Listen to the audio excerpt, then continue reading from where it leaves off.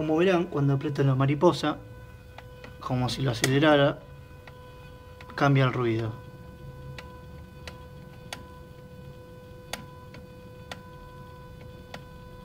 El ruido proviene de abajo del cobertor de motor y ahí ha dejado de cortar.